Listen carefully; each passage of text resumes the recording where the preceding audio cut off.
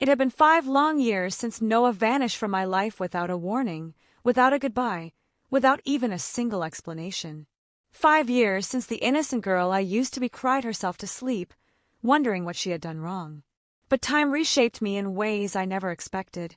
The pain became strength. The silence became independence. The love I once carried turned into something muted, locked away in a box I swore never to open again.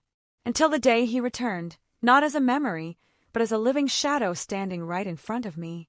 I was leaving the office when I saw him waiting near the glass entrance, leaning against the wall with the same calm posture I remembered, hands in his pockets, eyes that seemed to read deeper than words. For a second, my breath stuttered, as if time had spun backwards. But I wasn't the same person he walked away from. I wasn't the girl who would run to him with open arms. I stopped, steady, holding myself together while my heart beat like a trapped bird desperate to escape. Noah gave a small, hesitant smile, one that held guilt, softness, and something unspoken, and stepped toward me. "Hi, Mia, long time." His voice still carried that low, warm tone I once memorized, but now it was mixed with something heavier, almost broken. I simply stared at him. The girl who would have melted at the sound of his voice no longer existed.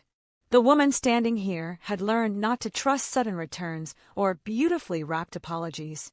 And yet, something inside me trembled.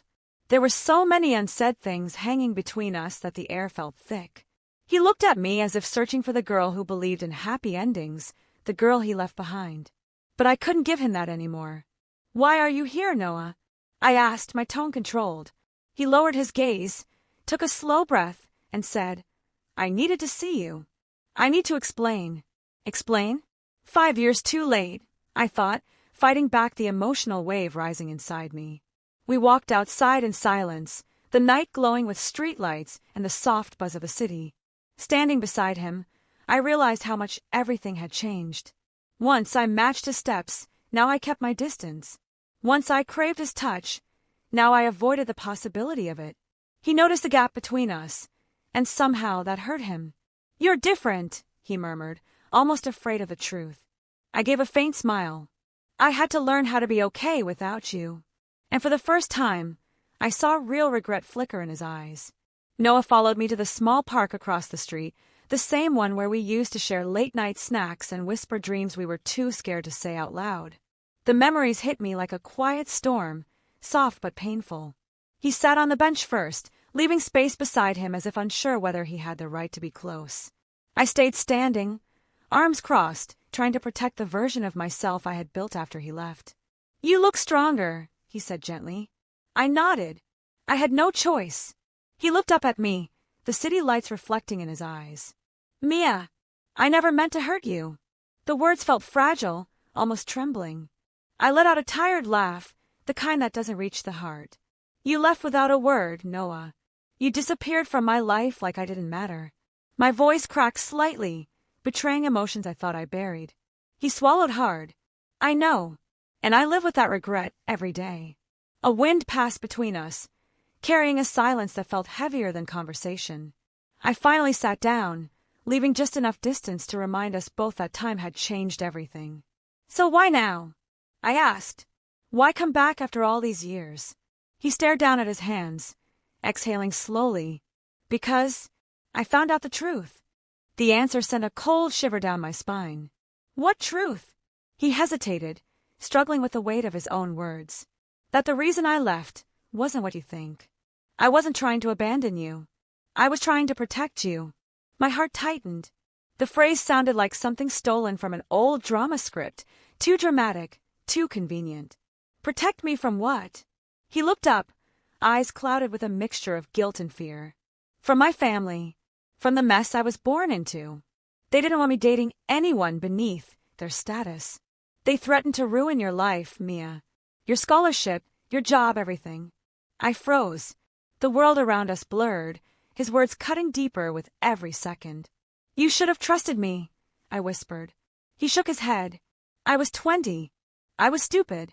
And I thought leaving you would keep you safe." His voice cracked at the end, and for a moment, I saw the boy he used to be, the boy who loved me with a sincerity that felt eternal. But 5 years of silence couldn't be erased with a tragic confession. You broke me, Noah, I said softly. Do you know that? His breath hitched as if the truth physically hurt him. I know, and I'm here because I want to fix what I destroyed if you let me. I looked at Noah, trying to process the storm of emotions twisting inside me. The truth he revealed felt like a blade.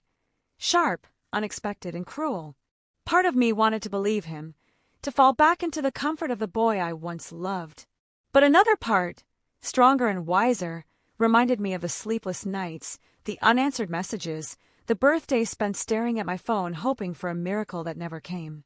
You think explaining this makes it hurt less? I whispered, my voice trembling with old wounds. He leaned forward, elbows on his knees, his hands clasped tightly as if holding himself together. No. I know it doesn't, he admitted, eyes glistening with a pain that felt painfully real. But you deserve the truth, even if it's late. The honesty in his voice cracked something inside me, but I fought to stay composed. You should have trusted me, I repeated, firmer this time. I wasn't fragile.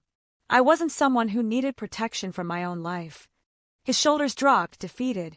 I know that now. The night around us grew colder, and I hugged my coat closer as memories from 5 years ago kept flooding back. The way he held my hand on the subway. The way he kissed my forehead before every exam. The way he promised he'd never leave me. Do you know what it's like, I said slowly, to wake up every day wondering why you weren't enough? My words hit him hard. He flinched, as if each syllable was a punch. You were enough, he said desperately. You were everything. I was the one who wasn't. Paragraph 14. For a long moment, neither of us spoke. The city hummed quietly around us, but the silence between us felt louder than traffic, louder than memory. Noah finally lifted his eyes to mine. Mia, I spent years wishing I had chosen differently, wishing I had stayed, even if it meant losing everything else. His confession sent heat to my cheeks, a mix of anger and longing battling within me. But you didn't stay, I reminded him. You left, and I had to learn how to rebuild a life you walked out of. He nodded, taking the blow without defending himself. You became stronger, he murmured, almost proud, almost broken. And I'm grateful for that, but it kills me that I wasn't there to see it. I felt my throat tighten. His words were sincere, too sincere. The kind that wrapped around old scars and made them ache again. I'm not the girl you left behind, I said quietly, standing up. And if you came back expecting her, you won't find her. Noah stood too, his expression softening with understanding. I didn't come back for the girl you were, Mia. I came back for the woman you became. For a moment, we just stood there, the cold night air swirling around us like a question waiting to be answered. I searched his face, looking for signs of the boy I used to love, but what I found was something different. Someone older, someone wounded, someone trying. I didn't come back to rewrite the past, Noah said softly. I came back hoping maybe we could build something new. My chest tightened. After everything, part of me wanted to run. Another part wanted to believe that people can grow, that love can evolve, that timing can change everything. I don't know if I can trust you again, I admitted, my voice barely above a whisper. Noah didn't flinch. He nodded, as if he had rehearsed this truth 1,000 times. Then let me earn it. Slowly, patiently, even if that means starting as strangers. His words felt gentle, sincere, like the first sunrise after a long winter. I looked away, blinking back memories and doubts. I rebuilt myself without you, I said. I'm not sure there's room for you now. He took a step back, giving me space instead of reaching for me. Then I'll stand wherever you let me. His restraint, his vulnerability, it disarmed me in ways I didn't expect. The old Noah rushed into everything. The man standing before me was different. Careful, honest, bruised. 5 years ago, I waited for you, I said. Now you're the one waiting for me. He gave a small, bittersweet smile. I'll wait as long as you need. There was no desperation in his tone, only sincerity. And maybe that was what finally made the wall around my heart crack, just a little. We walked slowly toward the subway station, not touching, not rushing, just existing side by side like two souls relearning the shape of each other. At the entrance, I stopped. He stopped too, hopeful but silent.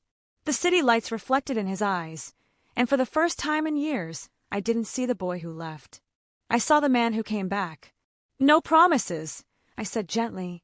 No expectations. He nodded. Just honesty, he added. I hesitated, then gave a small, fragile smile. Just honesty. He exhaled, almost shakily, as if that simple agreement meant more than a second chance. It meant redemption. The night breeze brushed past us, carrying the scent of street food and rain, the familiar soundtrack of the city where we first fell in love. I turned toward the stairs, but before I walked down, I glanced back. Good night, Noah. His expression softened into something warm, grateful, almost hopeful. Good night, Mia. And as I descended into the station, I realized something quietly powerful. I wasn't the same girl he left, but maybe, just maybe, I didn't have to face the future alone anymore.